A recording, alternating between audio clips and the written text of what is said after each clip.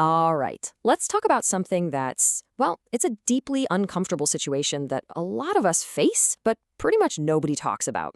We're going to call it the loyalty trust dilemma. Let's dive right in. So, does this sound familiar? You are completely loyal to your pastor. You trust them. You believe in their vision. But the people they've put on their team? That's a whole other story. Maybe you've seen some things, attitudes, behaviors, just little things that just don't sit right with you.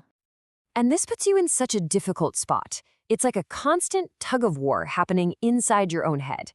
On one side, you're thinking, I cannot dishonor the team that my pastor chose. I just can't. But then this other voice kicks in and says, yeah, but I can't just pretend I'm blind to what I'm actually seeing. It's a real dilemma, so let's break it down. Okay, so first, let's really get into the anatomy of this thing. What makes this so incredibly difficult to navigate? Well, you're wrestling with three huge forces all at once. First, there's discernment. That's that nagging feeling of, wow, I can't unsee what I just saw. Then there's loyalty, that genuine commitment that's telling you, hey, these are the people my leader put in place. And then, of course, there's fear, that little voice that whispers, if I say something, am I going to get labeled as a troublemaker? Now, here's where it gets really dangerous. We have to be so careful. Because if you let those internal struggles just fester, they follow a predictable and destructive path. That initial discomfort, it starts to morph into suspicion. And that suspicion hardens into judgment. And before you know it, it spills out of your mouth as gossip. And that, my friends, helps absolutely no one. So, how do we break out of this cycle? We can't just rely on our feelings. We need a framework. So here are three guiding principles that are designed to shift you from just reacting emotionally to having a healthy, structured response. Principle number 1 is all about accountability. This verse really forces us to ask a tough question. Who's actually in charge of judging another person's service? Is it me? And here's the answer, the crucial point. Those associates, they ultimately answer to God. And in the here and now, they answer directly to the pastor.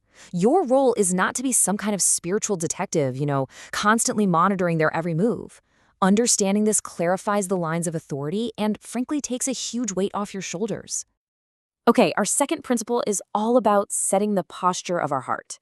The biblical definition of love, or charity, says it thinketh no evil. So what in the world does that actually look like in a situation like this? Now, this is not a call to just be naive or to stick your head in the sand and deny reality. Not at all. It's about your default setting. It's about making a conscious choice to refuse to assume the worst motives, to stop building a negative case against someone inside your own mind. And that brings us to our third principle, which deals with evidence. This scripture sets a really high standard of proof for bringing an accusation against a leader. But, the wisdom underneath it applies way more broadly than just that. Here's the core principle for all of us. You have to resist the temptation to build an entire negative story based on incomplete information. A have-seen event, a little snippet of a conversation you overheard, a rumor. These things are not a solid foundation to build a verdict on someone's character. All right, so with those principles as our solid foundation, we can start building a practical path forward.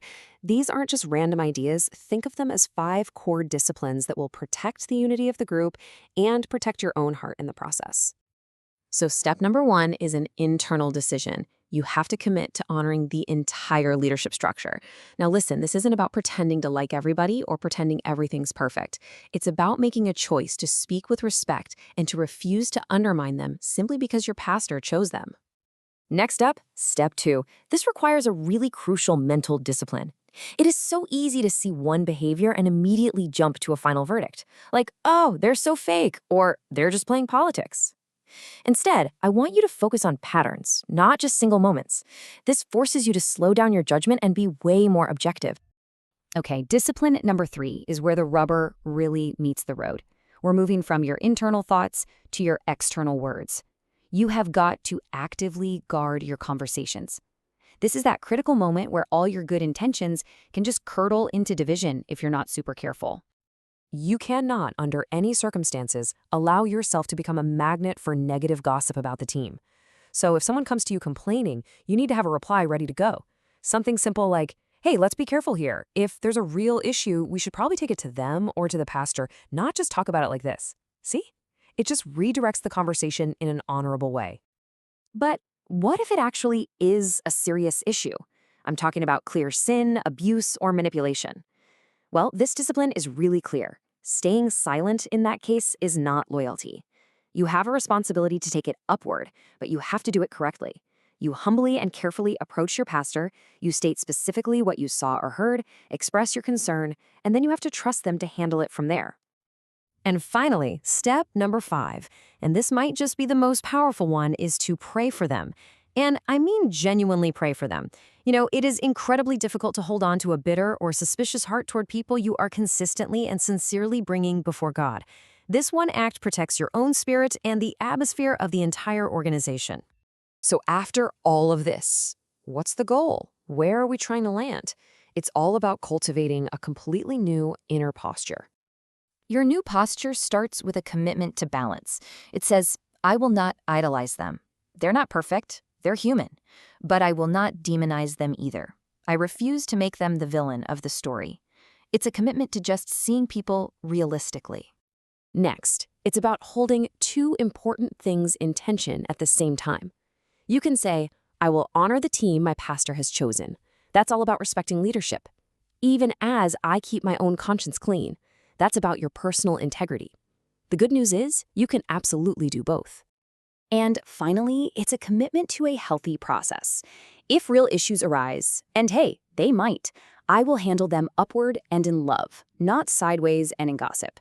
Honestly, that one single decision can prevent a world of division and strife. So really, the choice is yours. You can stay stuck in that uncomfortable cycle of discomfort and suspicion, or you can choose to adopt this new posture of honor and integrity. The question is, what will it be?